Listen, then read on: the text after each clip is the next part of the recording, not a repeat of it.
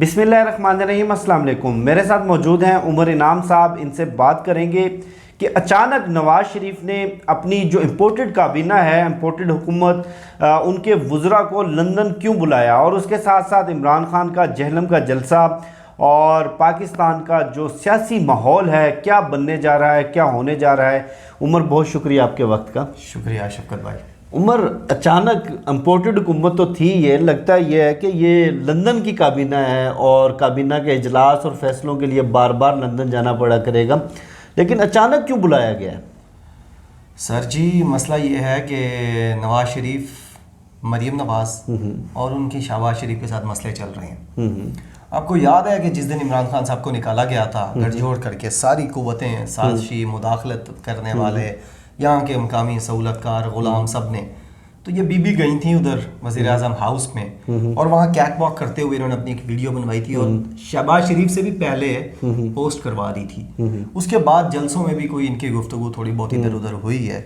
एक डेडलॉक है इन दोनों के दरमियान, ये ज़हनी तौर पर कोई बहुत बड़ा नहीं है। मैं ये नहीं कहता कि इसकी बुनियाद पर हुकूमत जा रही है, ऐसा नहीं है, लेकिन शहबाज शरीफ और मरीम नवाज़ के माइंड सेट में फ़र्क है, इन दोनों की स्ट्रेटजी में फ़र्क है, इन दोनों की मिन्नत समाजत करने में फ़र्क है। नैरेटिव इनका डिफरेंट है। बूट दोनों पॉलिश करते हैं, पाँव दोनों पकड़ते हैं, लेटते दोनों हैं, लेकिन क्वालिटी का फर्क है। एक चेरी ब्लॉसम है, दूसरी कोई और कंपनी होगी। तो ये जो डिफरेंस यहाँ पर आ रहा है, और जाहिर है वहाँ हमजा फुल पावर में आ गया है और उसने आगे अपनी सल्तनत बना ली है, जो ऐसे ऐसे करता फिर रहा होता है, एक छोटी सी उंगली लेके, छोटा सा खाता है, उसका काम बड़े बड़े हैं उसके, ठीक है।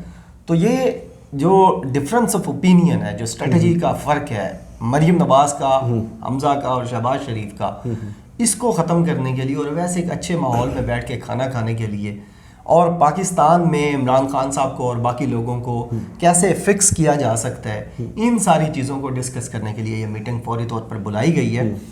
और ये अफसोसनाक वैसे सूरत हाल है उन लोगों के लिए जो इनको लाए हैं, ठीक है, ये उनके ऊपर बिलीव नहीं करना चाहते, ठीक है। अच्छा, हाँ, जो लेकर आए उन पर भी बिलीव नहीं करना चाहते। नहीं भाईजान, वो जाके लेटे और इनको लेकर आए हैं, और ये यहाँ पे नहीं करना चाहते कि कहीं लीक ना हो जाए। ये वहाँ पर अंदर अपने घर में बैठेंगे और उस घर को, जो हमारी इत्तलात हैं कि दूसरी गैर मुल्की एजेंसियों से इन लोगों ने सिक्योर करवाया है पहले। अच्छा, यस, वहाँ जो ऐसे हालात जिससे आप गुफ्तगू को रिकॉर्ड कर सकते हैं, सुन सकते हैं, उन तमाम चीज़ों की स्कैनिंग और चेकिंग करवाई गई है, और वो नवाज शरीफ का घर और वो कमरा जहाँ वो बैठते हैं उसको सिक्योर डिक्लेयर किया गया है, और उसके बाद इनको कॉल किया गया है, और ये वहाँ जाके बैठेंगे और डिस्कस होगा कि क्या हुआ, कैसे हुआ, आगे क्या होगा, क्या हो रहा है, कौन क्या कर रहे हैं, जो लाने वाले हैं वो क्या सोच रहे हैं, कितना हाथ पकड़ा रहे हैं, कितना नहीं पकड़ा रहे, जिनके खिलाफ लाया गया है वो क्या कर रहे हैं, उनके सहूलतकार क्या कर रहे हैं।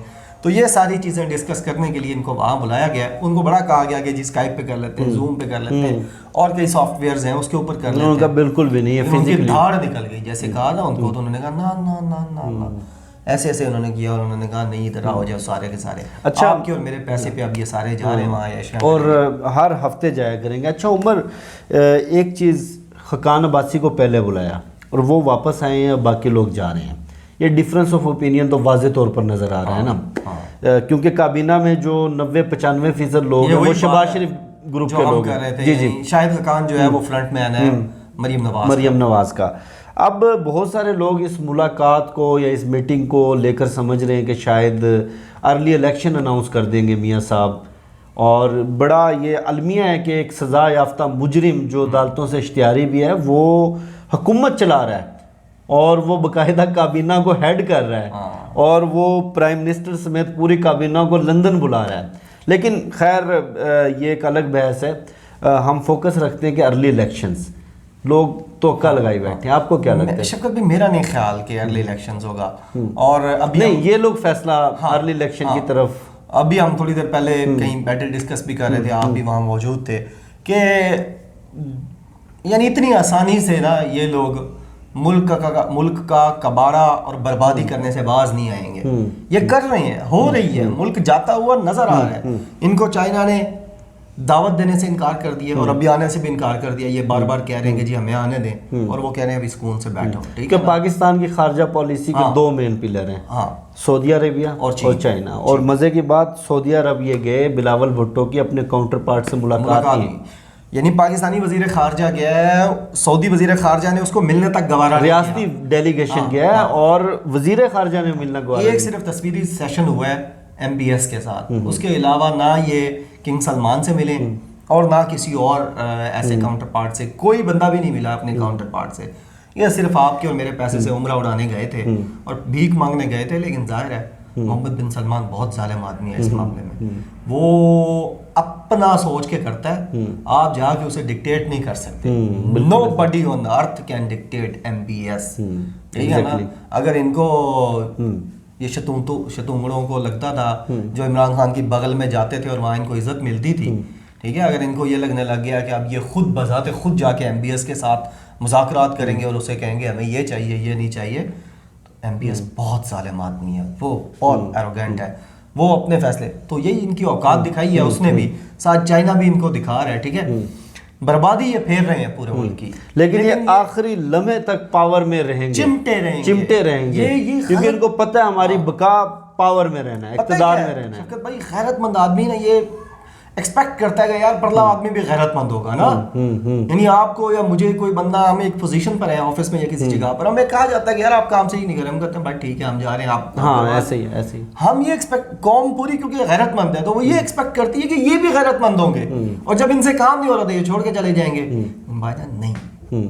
अच्छा उमर, मैंने आपसे अफसोस भी करना था, अल्लाह पाक की मर्जी, और अल्लाह पाक ने हर जी नफ्स ने मरना है, और मैं उन लोगों का अफसोस कर रहा हूँ, उन सहाफ़ियों का, उन पटवारियों का जिनको महंगाई बड़ी सताती थी और फौत हो गए बेचारे, या नेपाल के जंगलात में चले गए। नेपाल के जंगलात में चले गए हैं। इमरान खान साहब जब वापस आएंगे इंशाल्लाह आएंगे, और वो दोबारा जिंदा होकर पाकिस्तान आ जाएंगे। ये नेपाल नहीं गए, ये श्रीलंका गए हैं। हाँ, ये शायद श्रीलंका के, श्रीलंका से वो डॉक्टर इशफाक साहब भी याद आ गए कि बड़े जेन्युइन बंदे हैं, और नस्ट के वो प्रिंसिपल हैं, पाकिस्तान की दूसरे नंबर की यूनिवर्सिटी, इकोनॉमिस्ट हैं, और बड़े ठंडे धीमे मिजाज के बंदे हैं। कल वो भी चीख उठे और वो तो कहने लगे कि, बल्कि आपको मैंने वो वीडियो क्लिप भी शेयर किया था कि मुझे लगता है कि ये कोई पाकिस्तान के खिलाफ साजिश है कि श्रीलंका जैसे हालात पैदा करके पाकिस्तान को घुटनों के बल गिराकर मुतालबात मनवाए जाएं। बिल्कुल ऐसे ही। बहरहाल उमर, ये सारी चीज़ें तो क्लियर हो गई, जेलम का जलसा और खान साहब की स्ट्रेटेजी, 20 तारीख पर बार बार वो फोकस कर रहे हैं। मैंने अभी थोड़ी देर पहले एक व्लॉग भी रिकॉर्ड किया है न्यूज़ 360 के लिए, तो उसमें मैंने यही कहा है कि जो प्लान्स थे ना कि इमरान खान को निकालेंगे इक़्तिदार से, रमज़ान शरीफ वो जाके सुकून से बनी गाला में या नथिया गली में गुजारेगा, ईद के बाद आएगा, सुकून से आहिस्ता आहिस्ता शुरू करेगा, 6 महीने बाद वो आएगा इस्लामाबाद, ठीक है ना, आहिस्ता आहिस्ता जलसा करेगा, हर महीने 2 जलसे। लेकिन खान साहब ने इक़्तिदार से निकलने के 9वें घंटे में, ठीक है, रात 12 बजे वो अपनी डायरी उठा के गए हैं, 12:15 बजे, ठीक है, वज़ीर आज़म ऑफिस से, और सुबह 9:15 बजे वो CEC सेंट्रल एग्जीक्यूटिव कमेटी के साथ बैठे हुए थे। ऐसे ही है, ठीक है। हालांकि इतने बड़े डिज़ास्टर से कोई बंदा गुजरता है और इतने बड़े क्राइसिस से गुजरता है, तो हमारे जैसे लोग भी मतलब कहते हैं कि यार कुछ रेस्ट कर लें, थोड़ा कलेक्ट करने में, ऑर्गेनाइज करने में, चीज़ों को प्रोसेस करने में टाइम लगता है। लेकिन ये इमरान खान है, इमरान खान साहब अब संभाले नहीं जा रहे। मोहम्मद मालिक के प्रोग्राम में वो जो गुफ्तगू हुई आपने सुन ली है कि कहा ये जा रहा है जी, वो जावेद चौधरी भी था और भी लोग थे कि जनाब अब ये डिसीजन हो रहा है कि एस्टेब्लिशमेंट इमरान खान को संभालेगी, यानी फौज इमरान खान को संभालेगी और ये लोग इक़्तिदार संभालेंगे। सबसे पहले तो इसकी क्लैरिफिकेशन आनी चाहिए, ठीक है। फौज का काम नहीं है किसी सियासतदान को संभालना, और बार बार वो कह भी यही रहे कि हमारा काम करें जो उनका काम है आइन और कानून के मुताबिक। एक्सीड करेंगे, सियासत में अमल दखल करेंगे, फिर सियासी लोग बात करते हुए कहते हैं सियासत में ना घसीटो। भाई तुम्हारे ऊपर बात हो रही है कि तुम ये कह रहे हो कि जी इमरान खान को हम संभाल लेंगे, तो संभालो आगे। अगर संभला जा सकता था तो 1 महीना लग गया, तुमसे संभाला नहीं गया वो। और ये सिर्फ इमरान खान को संभालना नहीं है, 22 करोड़ अवाम है, अवाम उसके साथ है। आज के जलसे में देख लें, बूढ़े, बच्चे, खवातीन, मर्द, सारे उसके साथ हैं। इमरान खान साहब अब सर आउट ऑफ कंट्रोल हो चुके हैं, ठीक है। इनके किसी हथगंडे में, किसी धमकी में, किसी धौंस में, किसी بھی چیز میں وہ نہیں آ رہے, آزادی کے ساتھ وہ اپنا کام کر رہے ہیں. اور انہوں نے جو 2-3 سال کی موومنٹ ہوتی ہے نا پولیٹیکل, انہوں نے 1 مہینے میں کر لی ہے. ٹھیک ہے, ایگزیکٹلی. اور اپنی وہ شہرت کی بلندیوں پر پہنچ چکے ہیں. ان کا بیانیہ, ابھی آپ بھی گاؤں گئے ہوئے تھے, میں بھی گیا ہوا تھا, ٹھیک ہے, عید کے لیے.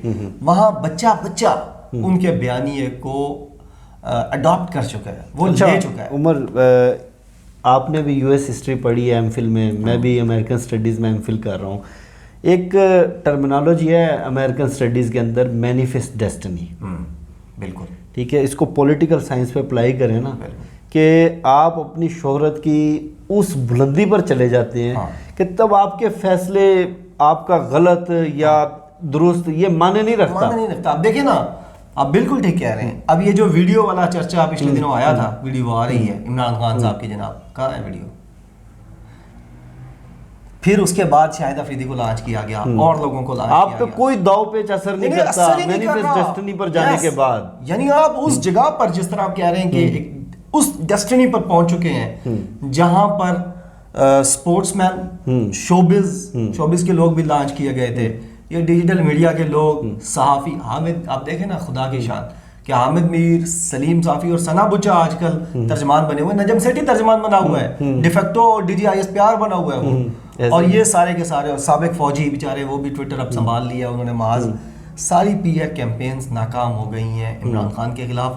فرح خان والا کیس بھی ناکام ہو گیا ہے. توشہ خانہ کرتے تھے, وہ انہوں نے خود جواب جمع کرا دیا. اب وہ سلمان نیازی صاحب جو ہیں سینئر لائر ہیں, انہوں نے کہا ہے جی اب 1947 سے اب تک توشہ خانہ کی ساری تفصیلات دے دیں ہمیں. اور شہباز شریف حکومت نے انکار کر دیا, ایسے نہیں, انکار کر دیا. ٹھیک ہے نا, تو توشہ خانہ بھی ختم, فرح خان کیس بھی ختم, اب یہ جو ویڈیو والا چرچا تھا وہ بھی ختم. کوئی چیز عمران خان کے خلاف اس وقت ورک نہیں کر رہی. عمران خان روز بروز ان کی مقبولیت, ان کے اوپر اعتماد, اور ان کے ساتھ جو لوگوں کی وابستگی ہے, جو دیوانگی ہے لوگوں کی ان کے ساتھ, دیوانہ وار محبت ہے, وہ بڑھتی چلی جا رہی ہے. اور عمران خان اپنی ڈیسٹنی کی جانب مزید بڑھ رہے ہیں, جو کہ حقیقی آزادی اور خود مختاری ہے پاکستان کی. عمران خان کو نکالنے والے اب پچھتا رہے ہیں, پچھتا بھی رہے ہیں, لیکن یعنی انڈو نہیں کرنا چاہتے وہ اپنی غلطی کو, ابھی تک ڈٹے بھی ہوئے ہیں اس کے اوپر. بہت شکریہ عمر انعام آپ کے وقت کا. بہرحال یہ تو 20 مئی کے بعد واضح ہوگا کہ پاکستان کی سیاست کس رخ کو جاتی ہے. مجھے عمر انعام کو دیجیے اجازت, انشاءاللہ آپ سے پھر نیکسٹ ویڈیو میں ملاقات ہوگی. اللہ حافظ. پاکستان زندہ باد.